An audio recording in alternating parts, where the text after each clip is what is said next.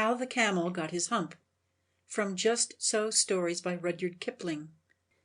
Now, this is the next tale, and it tells how the camel got his big hump.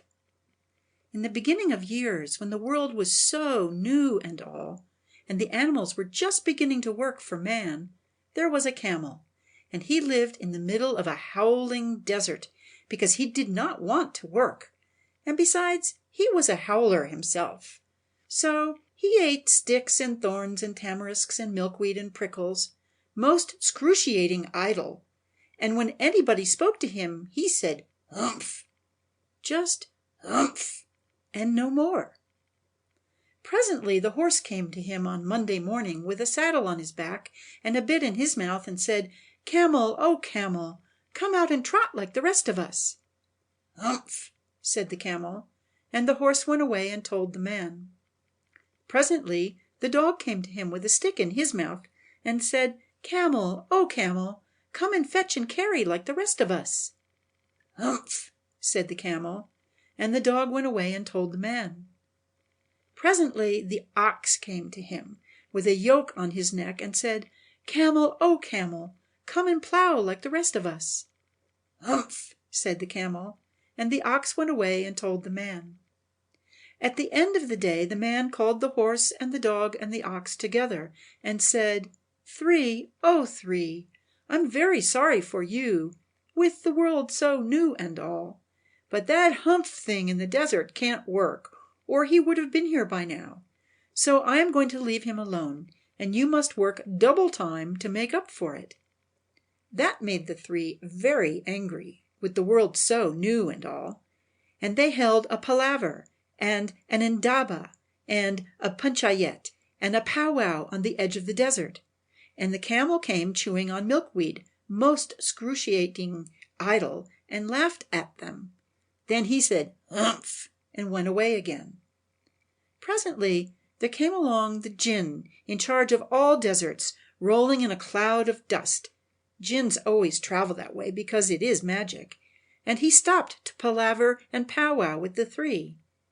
"Jinn of all deserts," said the horse, "is it right for anyone to be idle with the world so new and all?" "Certainly not," said the Jinn. "Well," said the horse, "there's a thing in the middle of your howling desert, and he's a howler himself, with a long neck and long legs, and he hasn't done a stroke of work since Monday morning. He won't trot."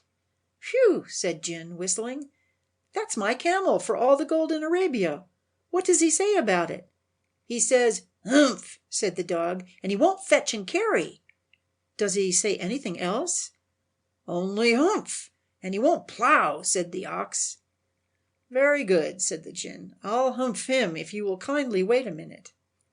The Jinn rolled himself up in his dusk cloak and took a bearing across the desert, and found the camel most excruciatingly idle, looking at his own reflection in a pool of water. "My long and bubbling friend," said the Jinn, "what's this I hear of you doing no work with the world so new and all?" "Humph," said the camel.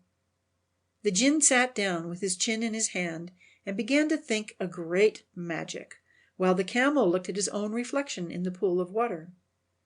"You've given the three extra work ever since Monday morning, all on account of your excruciating idleness," said the Jinn, and he went on thinking magics with his chin in his hand. "Humph," said the camel. "I shouldn't say that again if I were you," said the Jinn. "You might say it once too often. Bubbles, I want you to work." And the camel said "Humph" again. But no sooner had he said it than he saw his back that he was so proud of, puffing up and puffing up into a great, big, lolloping humph. "Do you see that?" said the Jinn. "That's your very own humph that you've brought upon your very own self by not working. Today is Thursday, and you've done no work since Monday, when the work began. Now you are going to work." "How can I," said the camel, "with this humph on my back?" "That's made a purpose," said the Jinn, "all because you missed those 3 days. You will be able to work now for 3 days without eating, because you can live on your humph, and don't you ever say I never did anything for you." Come out of the desert and go to the three and behave. Humph yourself." And the camel humphed himself, humph and all, and went away to join the three. And from that day to this the camel always wears a humph. We call it hump now, not to hurt his feelings. But he has never yet caught up with the 3 days that he missed at the beginning of the world, and he has never yet learned how to behave. The camel's hump is an ugly lump, which, well, you may see at the zoo.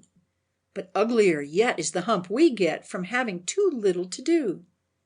Kiddies and grown-ups, too, if we haven't enough to do, we get the hump, Camel's hump, the hump that is black and blue. We climb out of bed with a frowsly head and a snarly, yarly voice. We shiver and scowl and we grunt and we growl at our bath and our boots and our toys. And there ought to be a corner for me, and I know there is one for you, when we get the hump, Camel's hump, the hump that is black and blue.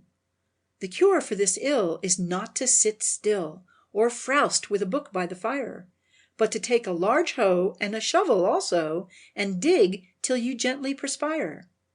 And then you will find that the sun and the wind and the Jinn of the garden too have lifted the hump, the horrible hump, the hump that is black and blue. I get it as well as you. If I haven't enough to do, we all get hump, Camel's hump, kiddies and grown-ups too. End of How the Camel Got His Hump, from Just So Stories by Rudyard Kipling.